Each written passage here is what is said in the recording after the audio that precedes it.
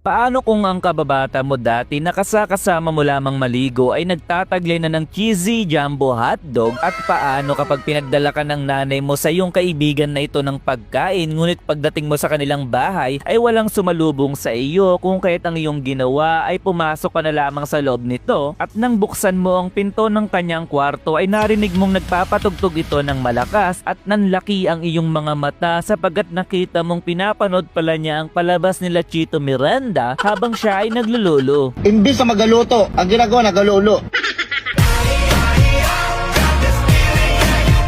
Nice daw maging artista ni Chupaing Bornik at Princess Eunice sa ating palabas, kung kaya't pa rin natin ang kanilang kahilingan. Nandito ang grupo ng mag-aaral kung saan sinusulong nila ang pagiging sariwan ng mga kababaihan at naiinis naman ang presidente kapag nakakarinig siya ng mga taong tuwang-tuwang pinag-uusapan ng pakikipagbarurutan.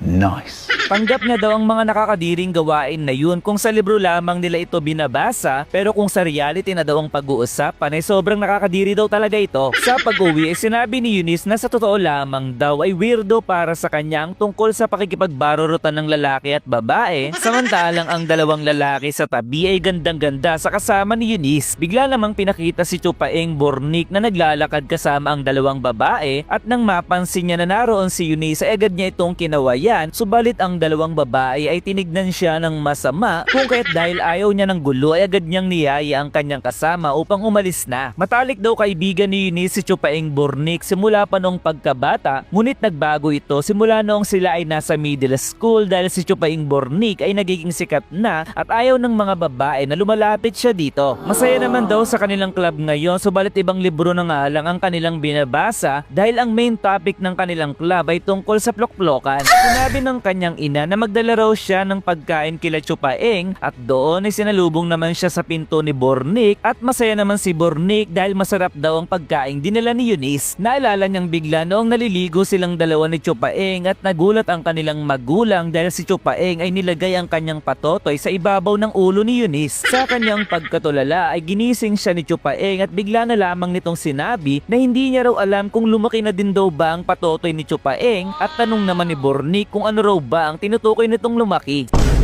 Sa kanilang pagpupulong sa club ay bigla na lamang sinabi ng magandang babae na gusto niya daw ng plok-plokan at pinaulit naman ito ng presidente dahil hindi niya raw ito masyadong narinig at inulit muli ng dalaga ang kanyang sinabi na sobrang kinagulat ng lahat, lalong-lalo na ang presidente, at sinabi muli ng dalaga na gusto niya raw maranasan na mapasukan bago siya mamatay. Sarap.